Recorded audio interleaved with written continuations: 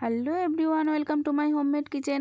এখন সারা বছরই বাঁধাকপি বাজারে খুব ভালো পরিমাণেই পাওয়া যায়, কিন্তু শীতের বাঁধাকপি খাওয়ার মজাটাই একটু আলাদা, কারণ এর টেস্টটা অনেকটা বাড়িয়ে তোলে এই ঠান্ডা। তো দেখো, আজকে আমি তোমাদের সাথে এমন সিম্পল একটা রেসিপি শেয়ার করব বাঁধাকপির। খুব সহজেই তোমরা বাড়িতে রান্না করতে পারবে। আর আজকে কিন্তু আমি বাঁধাকপিটা বাজার থেকে কিনছি না, আজকে যাচ্ছি টাটকা বাঁধাকপি নিজের হাতে জমি থেকে তুলতে।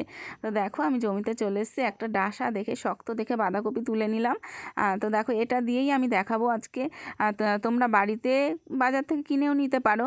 আর যেহেতু আমি গ্রামে থাকি, তো আমার এই জিনিসটা করতে, সবজি তুলতে খুবই ভালো লাগে। দেখো, আমি সবজিগুলো, বাঁধাকপিটা বাড়িতে এনে খুব ভালো করে কেটে নিয়েছি, একদম কুচি করিনি। তোমরা যদি মনে করো একদম কুচি করবে তাও করতে পারো, আমি একটু মোটা রেখেছি, কেন বাঁধাকপিটা খাওয়ার সময় মুখে পড়লে খুব একটু ভালোই লাগে।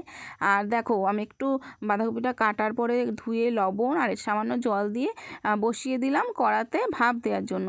একটু সিদ্ধ করে নেবো, প্রায় 70% মতো সিদ্ধ করে নেবো। আর সিদ্ধ হতে হতে আমি এখানে কিছুটা আলু কেটে নিয়েছি টুকরো করে, আর কেটে নিয়েছি দুটো টমেটো। আমি একটু টমেটোটা বেশি দিচ্ছি, কেন যেহেতু মাছের মাথা দিয়ে করবে, একটু টমেটোর ফ্লেভারটা বেশি হলে ভালোই লাগবে। আর এক টুকরো আদা আর কটা কাঁচা লঙ্কা চিড়ে নিয়েছি। দেখো, আদাটা আমি বেটে নেব না, আমি টুকরোই রাখি। আর এদিকে দেখো, আমাদের বাঁধাকপিটা মোটামুটি সিদ্ধ হয়ে গেছে 70% পর্যন্ত। আমি পুরো সিদ্ধ করব না, তা এতে করে আমাদের ভাজতে গেলে বাঁধাকপিটা গলে যাবে না। দেখো, এই অবস্থায় কিন্তু আমি বাঁধাকপিটা একটা বড় ঝুড়ির মধ্যে নামিয়ে নেব জল ঝরানোর জন্য। আর কড়াতে দিয়ে দেবো বেশ অনেকটা পরিমাণে তেল। এখানে আমি মাছের মাথা ব্যবহার করেছি, রুই মাছের। মাছের মাথাটাকে ভালো করে নুন হলুদ দিয়ে মেখে আমার ওই গরম তেলে ছেড়ে বেশ উল্টো পাল্টা করে ভেজে নিতে হবে, কড়া করে ভেজে তুলে নেব।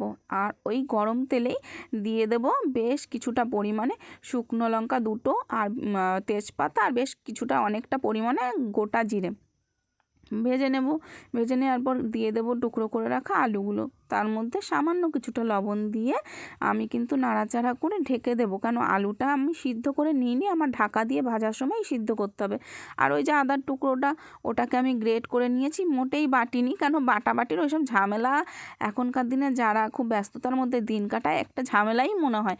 তো দেখো, আর গুঁড়ো মশলা নিয়েছিলাম জিরে, ধনে, লঙ্কা, হলুদ আর লবণ, যেগুলো সাধারণত আমাদের সবার ঘরেই মোটামুটি পাওয়া যায়। এবার একটু জল দিয়ে ভালো করে মিক্স করে আমি সাইড করে রেখে দেবো।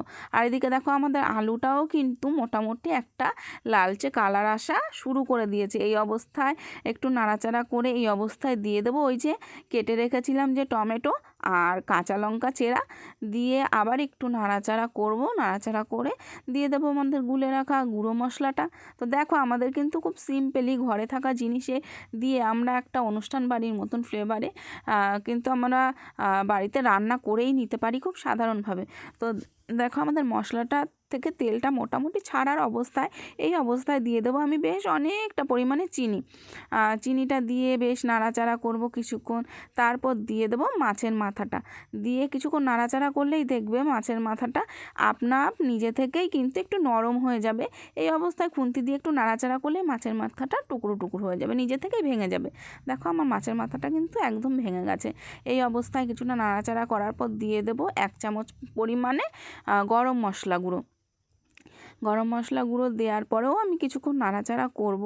নাড়াচাড়া করার পরে মানে যতক্ষণ আমার দেখব মশলা থেকে তেলটা না ছেড়ে দিচ্ছে, ততক্ষণ নাড়াচাড়া করে ভেজে নেব। কিছুক্ষণ ভেজে নেওয়ার পরে দিয়ে দেব ওই যে সিদ্ধ করে জল ঝরিয়ে রাখা বাঁধাকপিটা এর মধ্যে অ্যাড করে দিয়ে ভালো করে নাড়াচাড়া করে আমি এই মশলার সাথে কিন্তু বাঁধাকপিটা মিশিয়ে ভাজতে হবে। তো খুব ভালো পরিমাণ, তোমরা যারা বাড়ি থেকে বাইরে থাকো পড়াশোনা বা কাজকর্মের জন্য, খুব টেস্টি করে বাড়ির মতন বা অনুষ্ঠান বাড়ির মতন খাবার ইচ্ছে হয়, কিন্তু সময়ের সাপেক্ষে সেটা করে ওঠা হয় না, তারা এরকম করে একদিন রান্না করে দেখো, আশা করি তাদের জন্য খুবই ভালো হবে। তো দেখো, আমাদের মোটামুটি বাঁধাকপির থেকে জলটা শুকিয়ে ভাজা ভাজা হয়ে গেছে। এই অবস্থায় অনেকটা পরিমাণে ধনেপাতা অ্যাড করে আবার একটু নাড়াচাড়া করে নিলে তৈরি আমাদের বিয়েবাড়ির ফ্লেভারে মাছের মাথা দিয়ে বাঁধাকপি। তো তোমরা যারা যারা ভালোবাসো তারা এরকম করে একদিন রান্না করো। আর যারা তোমার বন্ধু বা রিলেটিভরা ঘরের বাইরে থাকে, দূরে কাজের সম্পর্কে, তাদের অন্তত পাঠিয়ে দিও, যাতে তারা এরকমভাবে রান্না করে বাড়ির স্বাদ নিতে পারে। দেখা হচ্ছে নতুন কোনো ভিডিও।